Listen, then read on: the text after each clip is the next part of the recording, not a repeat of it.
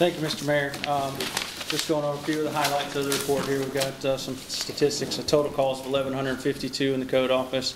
Had 131 utility inspections, 31 code inspections, 14 permits were written. In the code department, we addressed 5 citizen complaints and received and processed business license renewals, affidavits, and identification. And we had 1 request for COA with the Historic Preservation Commission, which was heard and approved at 325 South Madison Avenue. If you have any other questions, I'll be glad to address them. Any questions for Patrick? Thank you. Thank you. Electric and telecom.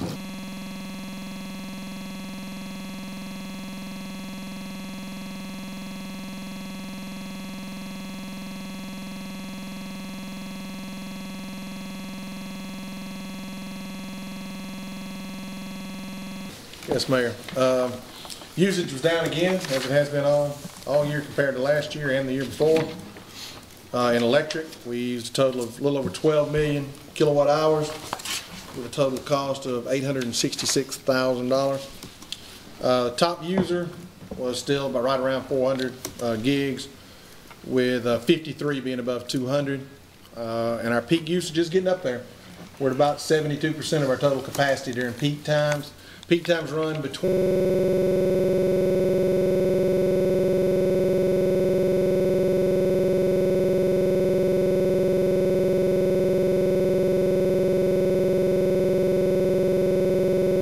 about 6 o'clock and midnight when people get home and they're watching movies, and the majority of it is Amazon Prime, Netflix, and Hulu, if you look at the traffic. So we are negotiating still on more bandwidth, and we'll get back to you on that later on. Work orders are about average for the month. Points of interest. We started the installation of the new phone system here at the office. That's moving along. We've had a few little issues we're trying to get worked out. The GPS audit of the street.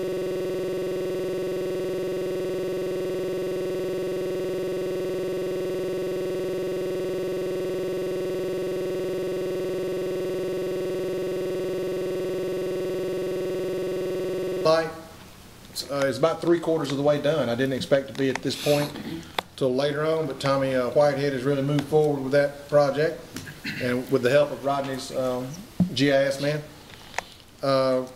We have completed the main portion of the power upgrade behind Quality Foods, and that looks real good. And we have completed the installation of the traffic light at 138. I'll left that in there because I want to talk to you about that. That project is moving forward pretty rapidly. I met with the project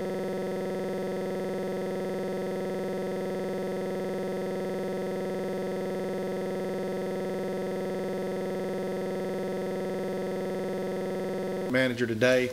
We will be meeting to hook the traffic light up hopefully next week, and he plans on having that project done before the first of the year. So and any of y'all want to ride up there and take a look at the project, let me know. And that's all I have. Okay. Any questions for Brian? Thank you. Thank you. Finance. Thank you, Mayor. All of our performance measurements are running about the same as they have been. Our just to note, local option sales tax just sort of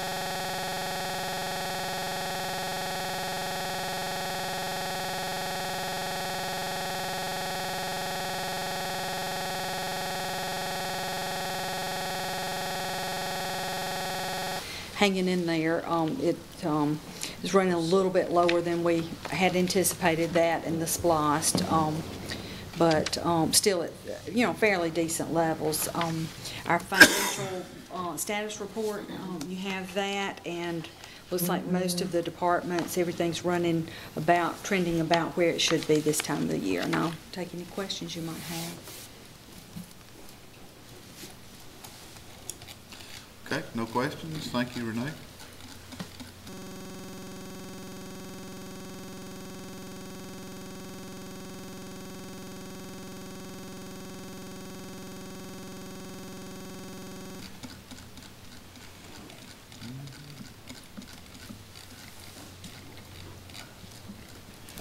Fire department.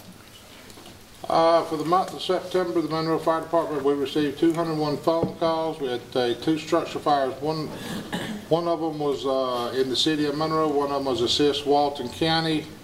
Total 162 calls, 1,530 for the year. And also, I just want to mention that on October 26th, Monroe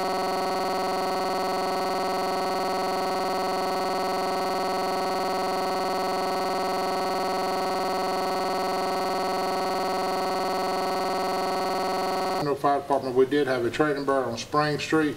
Monroe Fire, Walton County Fire, and Oconee County Fire had a 10-hour training day, and everything went very well.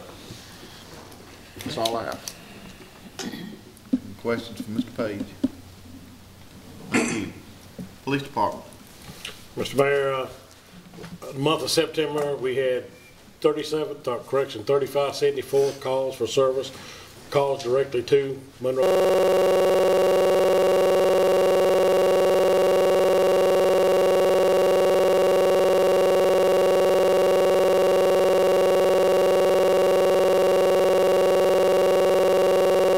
PD was 1462. We had 336 court cases in city court, 400 training hours, 77 Part 1 crimes, 172 Part 2 crimes, 144 adult arrests, 16 juvenile arrests. Community service picked up 1,720 pounds of trash and 17 tires. We had the community events, we had the downtown concerts then, and Street in Motion. We had a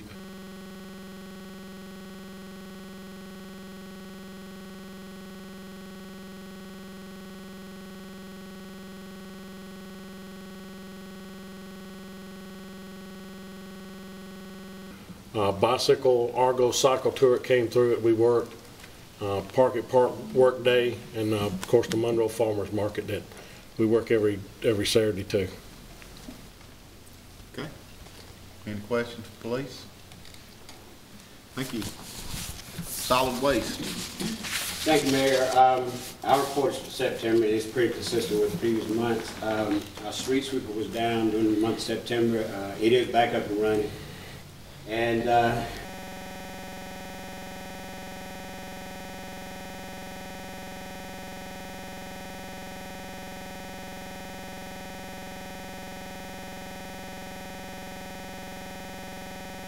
just want to point out, we're getting ready to go into our holiday schedule, and we're going to take care of the city. We're going to clean it up. The schedule's kind of different this year. It's really in the middle, like Christmas and New Year's right in the middle. And we're going to have to double up quite a bit. So we did pretty much saturate the city with the notices. That's what our focus is right now. Any questions? Is that going to take a good bit of over?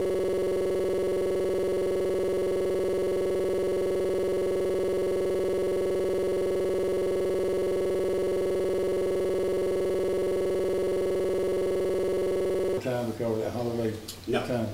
No, we got it mapped up. We'll take care of it during the regular work. Any more questions for Danny? The street sweeper, that's relatively new, isn't it? No, it's been around a while. It hasn't been out a while. It's been down. We kind of refurbished it, and it actually take care of streets like, especially in the fall, where a lot of leaves on the streets. We keep it.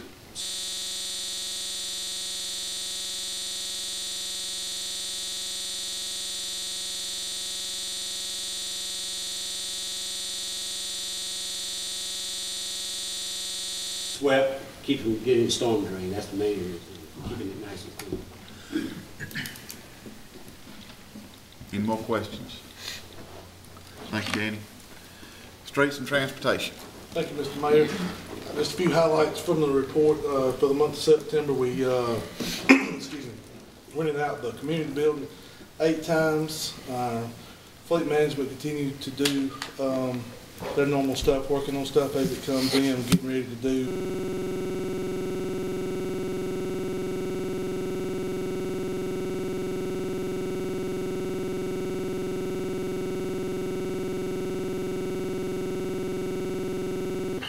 Our winter preventative maintenance stuff, making sure we're good to go for the colder months.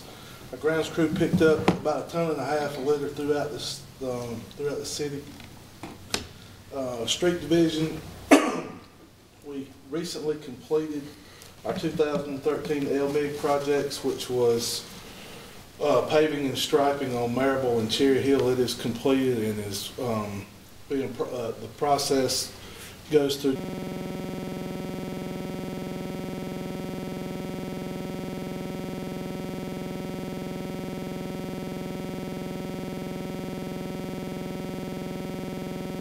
DOT, they'll come out and check and make sure everything's up to par for that, which it will be, just waiting on them to get here for that. We're in the middle of preparing a project list for 2014 LMIG funding, which will be submitted probably within the next week to 2 weeks. Our street division's also completed roughly 1,500 feet of new sidewalk on Plaza Chase and are making the turn this week on the Plaza Drive.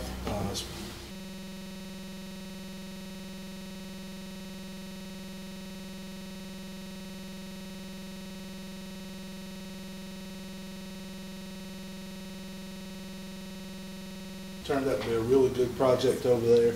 I encourage you to ride by and see that. There's been a lot of positive feedback through that area in there. Moving into our sign and marking division, we've put up 26 new signs throughout the city in the month of September, and each one of those new signs will be, the reflectivity will be mandated by the state, so where every time we put up a new one, it's the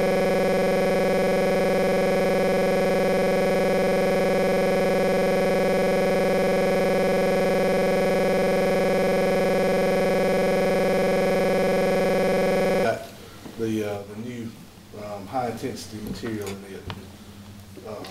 Other than that, the report is consistent with previous reports, and I'll be glad to take any questions.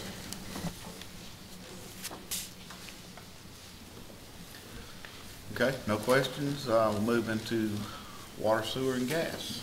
Thanks, Mayor. The water division, everything's pretty normal there. We processed 75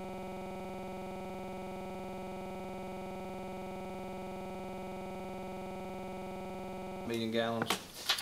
79 work orders issued for the month. Had a 90 service calls, 16 meter change outs. We repaired 37 water leaks and answered 28 after-hour emergency calls. We also added 4 new water customers. On the wastewater side, same, treated 59 million gallons for the month. Had 4 work orders issued, responded to 1 service call, and had 2 after-hour emergency calls. Well, we continued our work on the Edward Street and Bowl Springs Avenue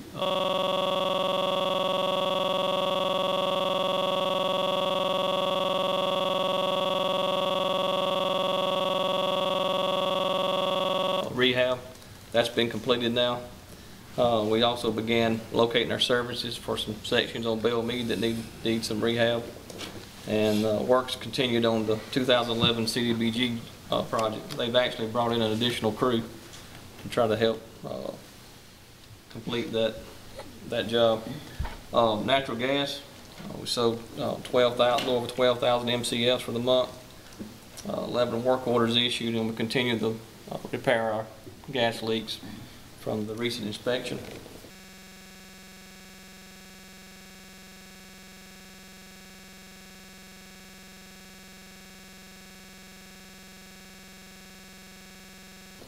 And at the training facility, we only 2 classes held with 12 attending, and we had 3 guys that were sent to, well, actually they moved the Kentucky one to Tennessee. Those 3 guys were certified, and classes have continued on, so we hadn't missed a beat. Everything's looking good, so hopefully we'll continue to move on there. Any questions? Honey, where do we stand on our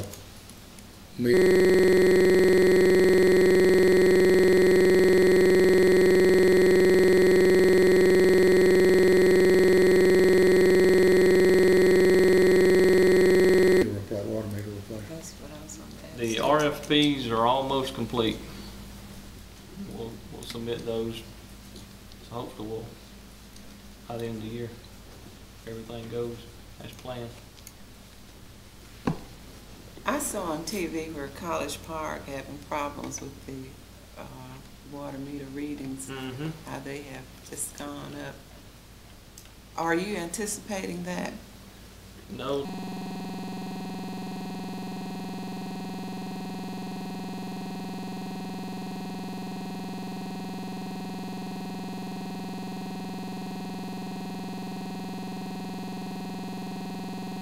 Let me explain to you what's caused that. Each meter has a certain size ERT. That ERT's what sends the signal. That ERT is made for that size meter, whether it's a 5/8, a 3/4, a 1 inch, 1.5 inch, 2 inch, whatever it may be. What's happened with these contractors, especially these big cities, they'll bring in 2 contractors to try to complete the job in a certain amount of time, and the ERTs get put on the wrong meters. And when that's what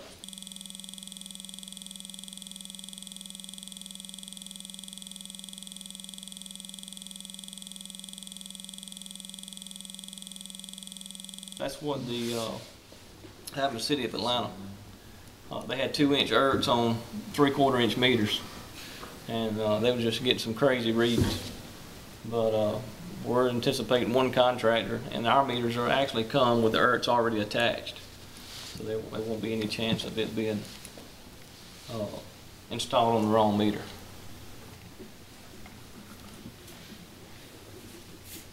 Any other questions for Rodney? Thank you.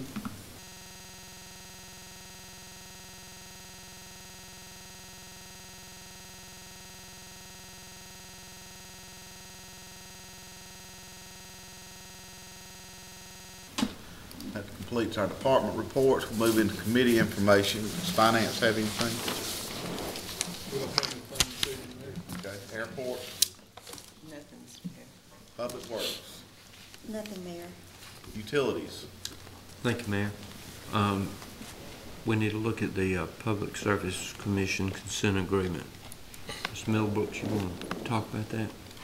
Yes, we recently received a fine from the Public Service Commission for $15,000.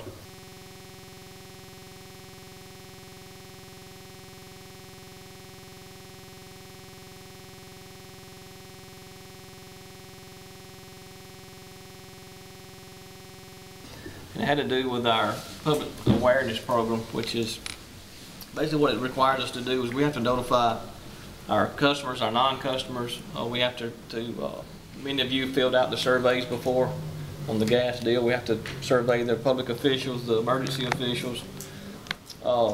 They came in to do a 5-year inspection, and basically what we got wrote up for was stuff that happened in the first 2 years of the program when we were trying to implement it.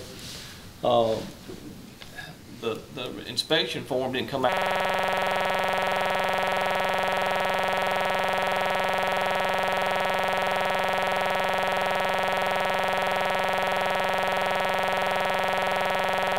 To 2011, and it caused a lot of confusion because the gas systems couldn't evaluate the program, and so when the form came out in 2011, naturally everybody evaluated their system and they found themselves it wasn't adequately done or whatever. So everybody started making their adjustments and got everything up to par. Let me get some more information right here for you, just so we'll have it.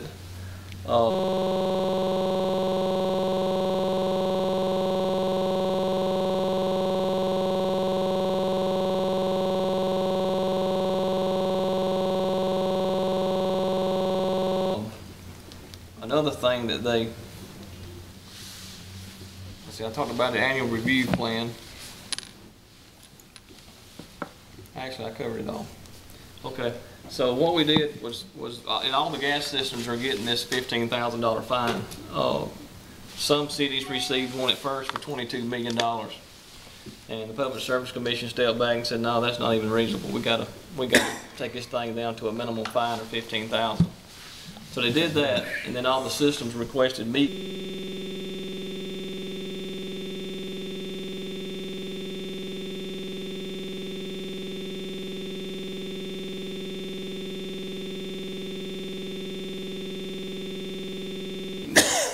and the director of the Public Service Commission agreed that the system should be allowed to do something, keep the money inside their system. If they get it, it goes to the general fund, and it does them no good. So we sat down with them and asked to purchase the fire department a new gas detector at a value of $1,900. We'd also provide the training and calibration for the first 5 years. And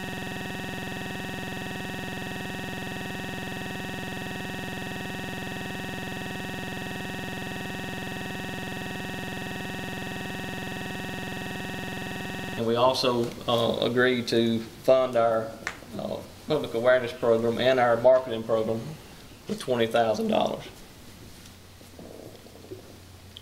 That'll be in the 2014 budget. And Any questions? You said that, but the proposed penalty was $15,000, Right. and it will be waived. Right. In the event that we do the things that you've outlined. Right. So there won't be a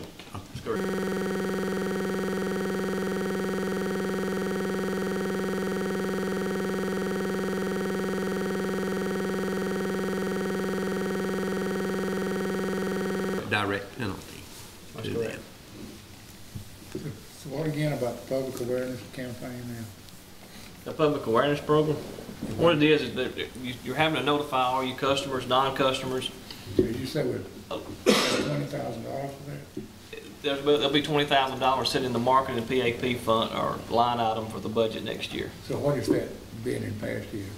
There hasn't been any PAP money set aside at all. It was all done out of the marketing. Just handled within the budget. Yeah.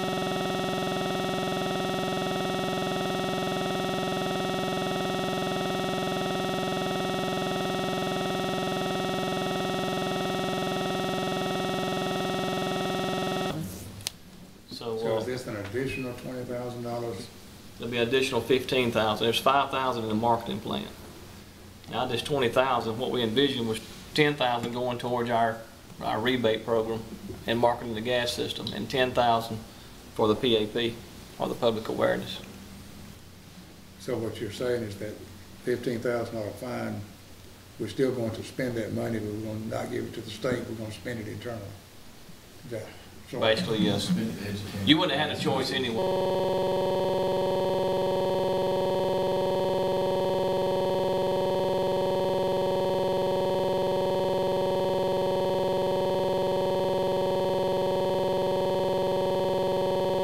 They're making all the systems fund their PAPs. Some systems have actually had to hire a full-time person for the job. So it's, and since we're here, we've handed out the GMA Gas Section Public Service Commission working together. This is I emailed this to y'all the other day too.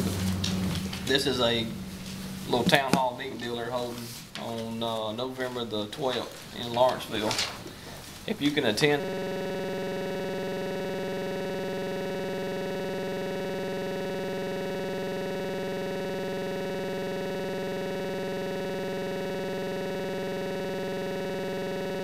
That meeting, it'd be great. They're actually going to discuss this very topic. So if you could attend, that'd be great. And give you some more information.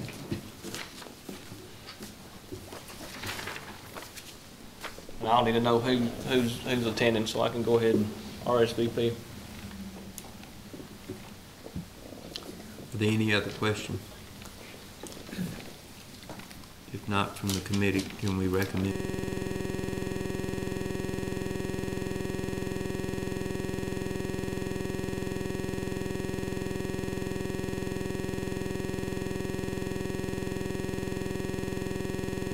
The council that we approve adoption of the consent agreement.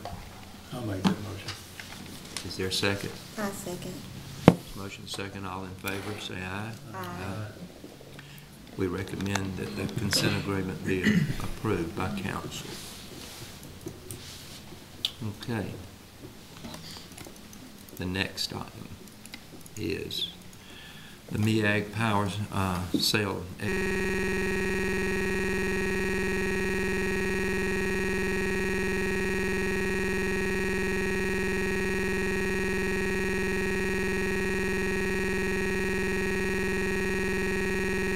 Excess reserve. Yes, sir, Mr. Little. Yeah, we've done this for about the past 3 years. Just give you a little background. We are required by FERC to obtain and keep 10% over our total capacity of generation. Never runs. We have a contract with a generating plant down south that if something happens to one of our generators, we have that capacity online. We have a little bit more than we need. In fact, we have 1 megawatt. It's 1 point.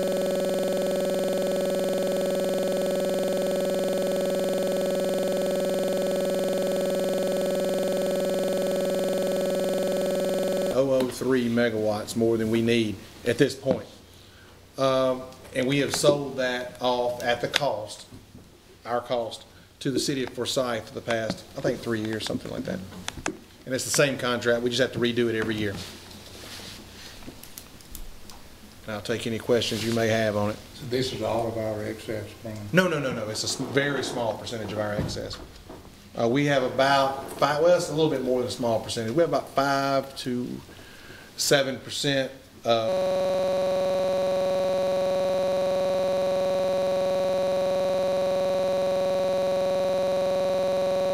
reserve capacity, and this is 1 megawatt. 5 to 7 megawatts of reserve capacity, and this is 1 megawatt of that. We bought into a block when we bought into MEAG, and back when we bought into this, our usage was more, which I want our usage to be more every year. But so we bought reserve capacity at our rate back in, Mayor, when was that? That was 06, 07? Something, one of our highest years. So now our usage has dropped off, and so we have this in excess.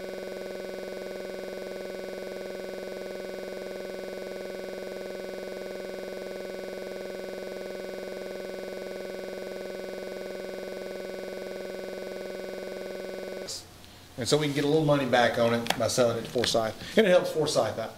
And you said it was cost. Opportunities? Sir? You said we're selling it to Forsyth for cost. Yes, that's really what you got to do. There's nobody else that wants it. For this excess? No, there's no other market for that excess. If it was real energy, there would be an excess, but we just own the use of that generator if we just happen to need it. I don't think we've ever got any energy out of those generators here in Monroe.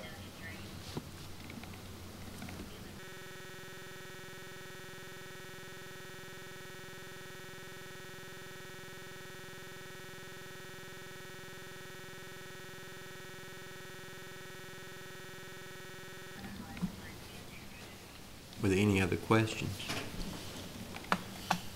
Is there a motion to approve the agreement to sell this excess power to Forsyth? Motion to approve. Is there a second? Second. All those in favor say aye. Aye. Thank you. Recommend that to council. Thank you, Mayor. That's all. Thank you. Public safety? We don't have anything, Mayor. Okay. DDA?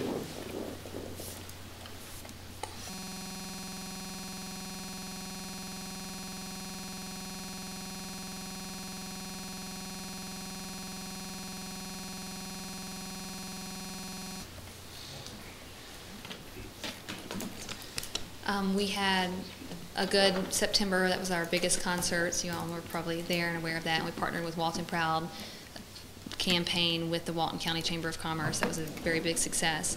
And then just to catch up on October, we had a good Fall Fest. It was rainy, so lower numbers, but financially as a downtown, we ended up doing a good event for little expense for the city. So it was a great event, good feedback, lots of participation.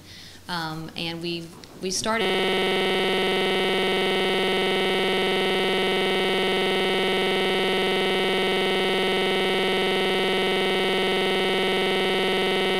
back to the DDA, the merchant coffees in downtown, and we had our third one this morning, and we're getting more and more participation and a lot of good feedback.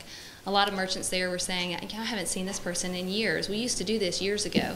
So I feel like that community building as a community of employers and employees in downtown is rebuilding. So that's good to know, and we're gearing up for the holiday season, which means candlelight shopping and live reindeer and Christmas parades and Santa and all of those things coming, along with Light Up the Night this Thursday.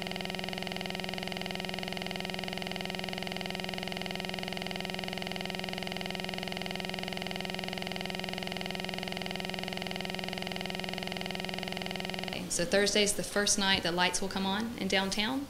So it should be beautiful. We'll have our last indoor farmers market, and have been just over the past month working really closely with some of the key property owners in downtown to collectively market their commercial space that's available and be thinking outside of the box of how do we intrigue new entrepreneurs with business opportunities in downtown. We're also going to bring back the trolley for the holiday season on Saturdays. So that's all coming. So we're looking forward to a good holiday season.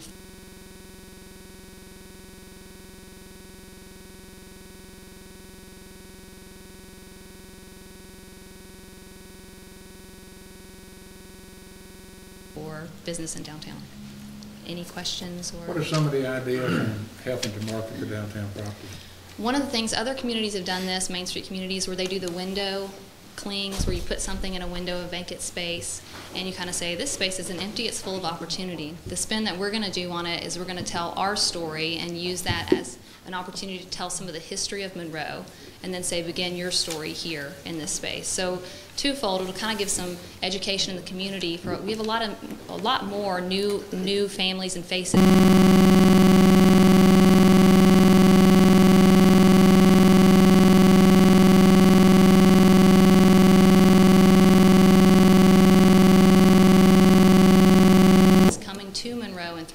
That don't know the stories, don't know the history, and with the growing awareness that there is a rich history that we want to preserve, we're going to kind of use that to market the space and kind of have one funnel, which would be me and my office, for anyone who's interested in those to come through me, which would be great because I also am fully aware of all the incentives to do business in Monroe, like the fact that we're an opportunity zone and that now we have the facade grant program for downtown businesses to improve the exterior, and we have had our first facade grant application turned in. So since I have all that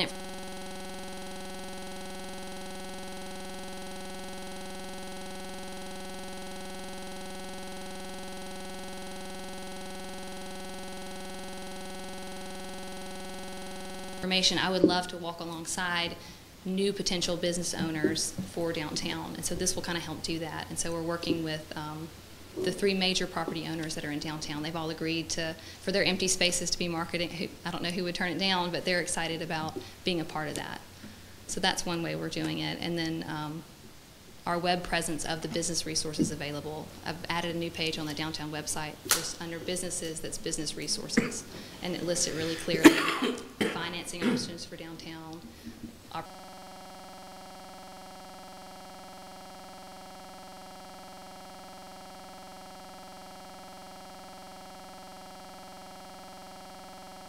Opportunity zone credit, things like that.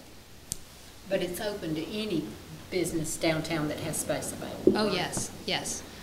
The application for the facade grant program is online, and the DDA board approved a small budget for this year, and it's just first come, first serve. We'd love to get that money out, so please help us give money away. You think that'd be easier to do, but. What's a typical grant? How much money? Well, the one that was turned in was actually First Baptist Church. They're repainting that large White House.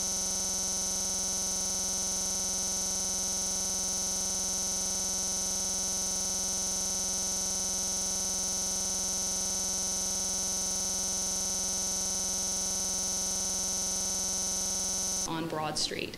And so with that exterior charge, their expenses are going to be way more than what the grant is. We'll reimburse up to 50% of the expenses to improve a facade with the max at $1,500. So if you have a $3,000 project or above, $1,500 of it will help pay for. Any other questions? What was the date of the Christmas parade? It's December 5th, Thursday, December 5th. And it is the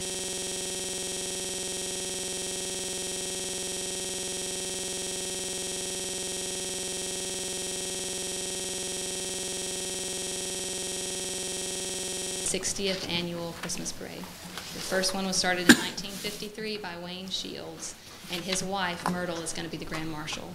And the Monroe Girls Corps is kind of having a reunion. They're coming back to town, and they have 100 ladies already that are wanting to be a part. So it's incredible, the response. What time does it start? 6 is what everything says. Between 6 and 6:30 we'll start rolling. Sadie, how are you making the downtown business?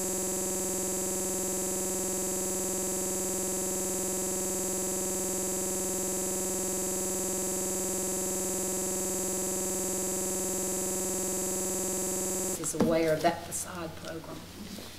Word of mouth now. I've posted it on the things that we have to communicate, which would be our website and Facebook, and then things like the merchant coffee we had this morning. Any chance I have to talk to a group or to talk to individuals, I mention, do you know about our Facade Grant program? So I do need help just getting the word out there more. I would love to have someone go all the way through the process so that I can actually post pictures and celebrate. This is our first Facade Grant.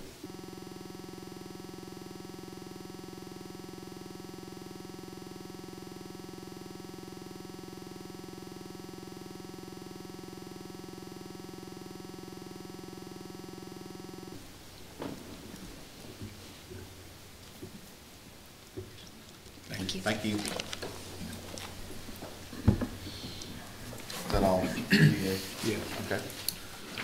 Moving into items of discussion for next week, we have upcoming application for beer and wine package sales, the Chevron Food Mart, and package sales for HAC Piggly Wiggly.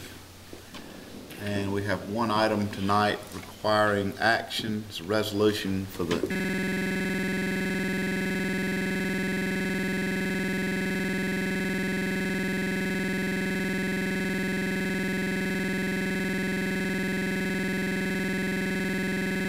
MGAG member hedge program. Mayor, what this is, basically is just a housekeeping item to where MGAG has asked us to, as a member of MGAG, that we approve them offering a hedge program.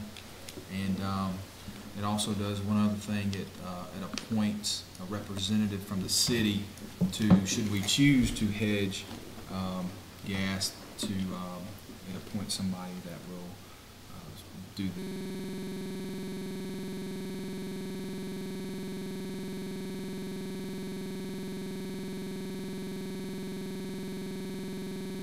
signatures and be representatives. So.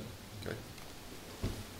Thank you, Mayor. This is a resolution of the City of Monroe regarding authorization for hedging natural gas through Municipal Gas Authority of Georgia. Whereas the City of Monroe is a member of the Municipal Gas Authority of Georgia and has entered into a gas supply contract dated as of November 5, 2013 with the Gas Authority, and whereas the member acknowledges that the natural gas prices have historically been very volatile and the use of hedging as provided for in the gas supply contract can help mitigate price risk to the member, and whereas the gas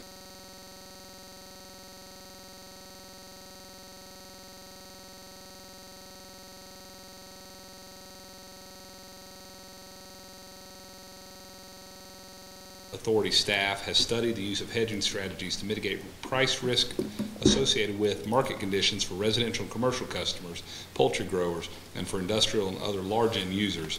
And the staff has heretofore determined that it was feasible and desirable from a competitive standpoint to offer such hedging strategies to members. And whereas the Gas Authority has developed elective hedging programs under the provisions of the gas supply contract to offer to members to manage price risk associated with service to RNC customers, poultry growers, industrial customers, and other end users. And whereas under the pricing policy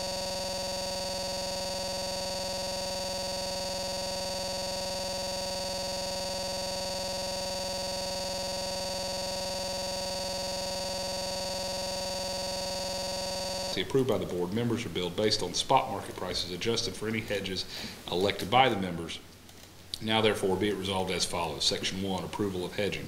The governing body of the member hereby approves the use of the Gas Authority member elective hedging programs under the gas supply contract that enable the member to offer hedged prices to its RNC customers, poultry growers, industrial customers, and other end users. The member hereby elects to limit its member elective price hedging authority under the gas supply contract to hedges of 36 months or less.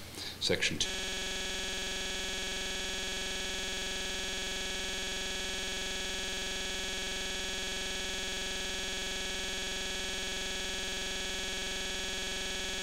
2.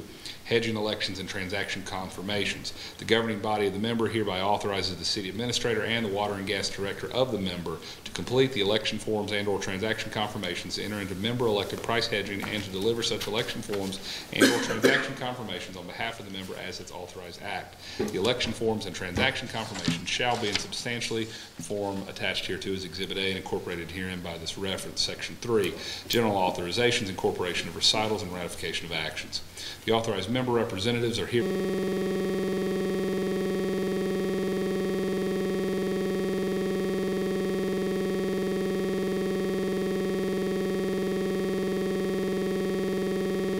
By authorized and directed to take such further actions and execute and deliver such certificates or other documents, agreements, or instruments as shall be necessary or convenient to effect any member elective price hedging contemplated by this resolution. The preambles hereto are hereby incorporated herein by this reference and approved, and all actions of the authorized member representatives in the review and finalization of election forms and transaction confirmations under member elected price hedging are hereby ratified and approved. So approved and adopted this 5th day of November 2013. That is the resolution, Mayor.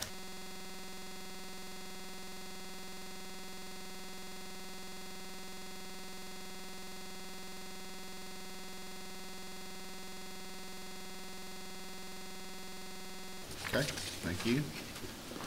Can somebody just explain what he just read? I'd be happy to. Mr. Bradford, basically, y'all, by adopting this resolution, you agree that MGAG, number one, has the authority to hedge pricing. Price hedging, without going into a long explanation, of course, is locking in your price to guard against the risks of volatile ups and downs. It doesn't mean that you will automatically enter into pricing.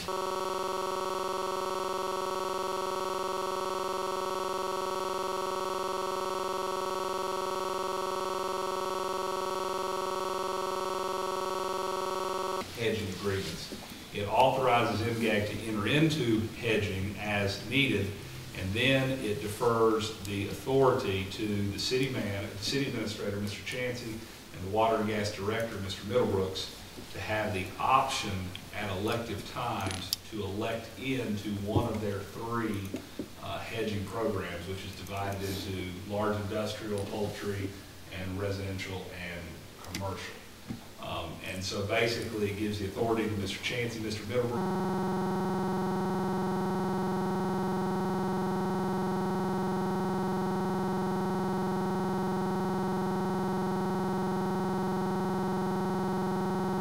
to elect hedging at any given time over this next, basically, it appears to be a 3-year agreement.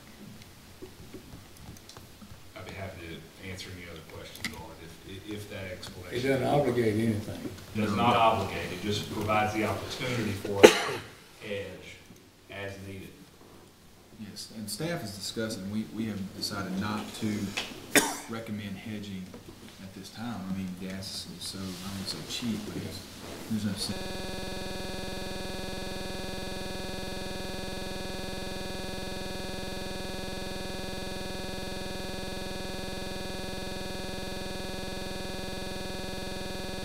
It's in locking in.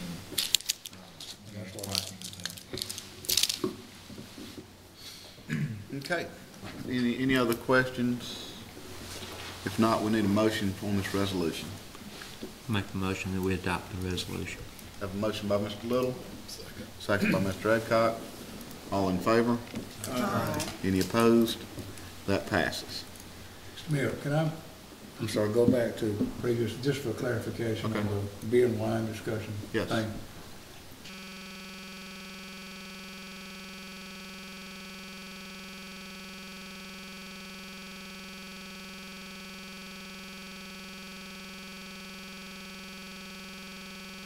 The application has a place that says, are you a citizen of the United States? Most of them say no. And I guess I'm just wondering why we have the questions on the application. That's a good question.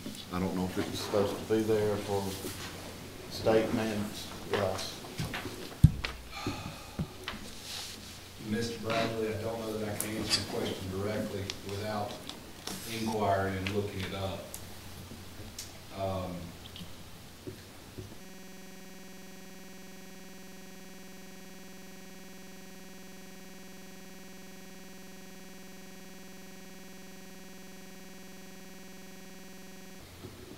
Our ordinance does require that the applicant be, I believe, either a citizen of the United States or a legal resident.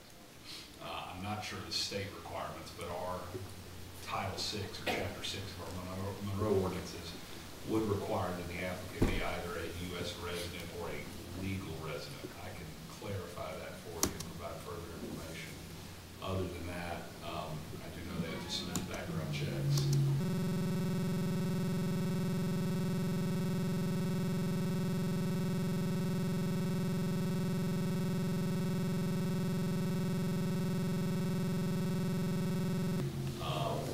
And have a clean background check before the application is considered in order. I just noticed on the application, it's quite often says no to the citizenship.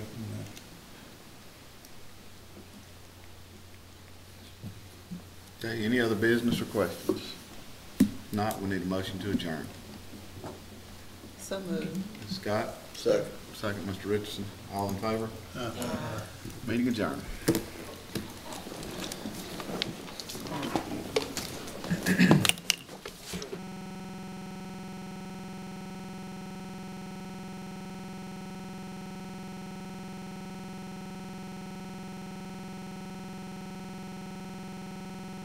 Nice job, Junior. I